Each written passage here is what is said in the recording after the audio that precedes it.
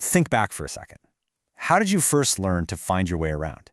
Maybe you were tracing a path on a map of the zoo, or maybe it was a treasure hunt in the backyard, or just that route to your friend's house you knew by heart. The thing is, we all build these mental maps of the world. But today, the tools we use to make them, well, they're changing faster than ever. And you know that feeling, right? That little jolt of panic when your GPS signal just drops and you're in a place you don't know. All of a sudden, you're totally adrift. It's a feeling that's getting more and more familiar for a lot of us. Because, look, our phones are amazing tools, no doubt about it, but they aren't a substitute for real, fundamental skills. Knowing how to actually read a map, to understand the space around you, that isn't just a fun little skill to have. It could, quite literally, be a lifesaver. Okay, so let's really dive into this. So before we even get to paper maps or digital ones, we've got to start at the very beginning, the foundation, how our brains build their own maps of the world. It's all about something called spatial thinking.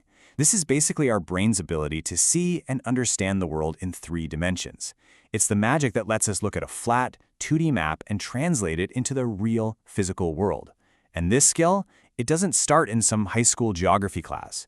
Nope, it starts way, way earlier than that. And you don't teach this with a boring lecture. The whole journey to becoming a master navigator, well, it starts with the most natural, powerful learning tool a kid has: play. And this quote just says it all, doesn't it? Play isn't just about kids running around having fun. It's a safe space where they get to experiment, to solve problems, and to build a mental framework for much more complex tasks later on, all without that fear of getting it wrong. But what's really key here is what true play actually is. It's not just random chaos. It's imaginative, it's got its own internal rules, and it's self-motivated. This creates like the perfect environment for the brain to connect an abstract idea, say a dot on a piece of paper, to something real in the world. And here's a perfect example of that in action. It's called the 9-tree forest game, and it's a classic for a reason. All you do is set up a simple grid of things in a park or even your backyard. Then you give a child their map, just a piece of paper with dots that match the grid. You circle one of the dots, and bam, their mission is to find the real-world tree that it stands for. So the big takeaway is this. Without using any complicated jargon, that child learns the 2 most fundamental ideas of map reading. First, that the map is a symbol for what's real, and second, that you can use those symbols to get from point A to point B. It feels like a game, but what's happening in their brain is this profound cognitive leap. All right, so this idea builds from simple games in the park to some really sophisticated tools. Tools that don't just teach skills, but also help build something even more critical: inclusivity. Take a look at this. It's called Streetscape. It's a 3D printed puzzle that lets kids build and explore a city. But the real genius is in its design. It's made for blind, visually impaired, and sighted children to all play together. It turns a learning tool into this incredible social bridge. And it's all built on this amazing philosophy of interdependence. See, the goal isn't just to help a child with a disability become more independent. It's about creating an environment where kids with all different abilities can actually learn from each other and solve problems together. And the benefits here are just huge. I mean, when blind and sighted kids play with something like Streetscape, yeah, they're both developing spatial skills, but they're also learning teamwork, empathy, and how to communicate across different life experiences.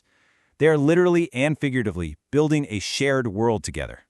So from physical play, we make this really natural jump into the digital world, but you'll see the core ideas are exactly the same.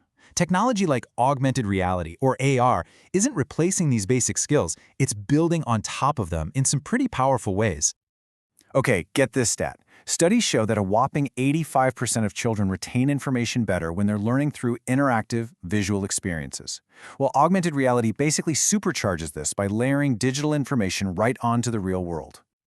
And you see it being used everywhere. Pokémon Go, right? It gets kids outside, using maps to navigate their actual neighborhoods. Elements 4D lets them watch chemical reactions happen right in their hands, totally safely. Catchy Words AR turns spelling into a physical game. And with JigSpace, they can take apart a jet engine on the living room floor. Every single one of these makes abstract ideas feel real and tangible.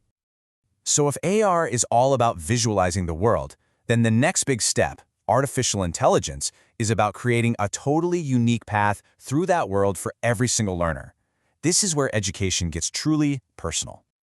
Just think about a traditional classroom for a sec. You've got one teacher, 30 kids, one lesson plan. It's the definition of a one-size-fits-all model. AI adaptive learning completely flips that on its head.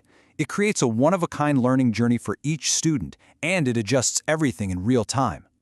So how does it even pull this off? Well, an AI-powered game or lesson is constantly watching how a student is doing. If they're acing everything, the difficulty ramps up to keep them engaged.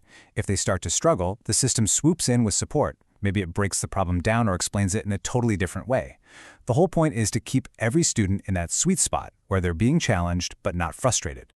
And here's the really crucial part. These aren't just skills for some video game. The exact same AI and machine learning ideas that are personalizing a math lesson are also being used to map our entire planet, from predicting extreme weather and planning smarter cities to responding to natural disasters. So kids aren't just learning, they're learning to use the very tools that are going to shape their future.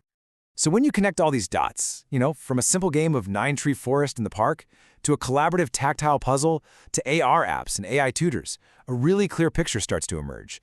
The tools are changing, for sure, but the fundamental mission of education, that stays the same.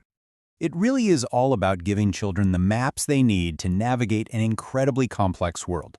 So the question for all of us is, are we giving them the right ones?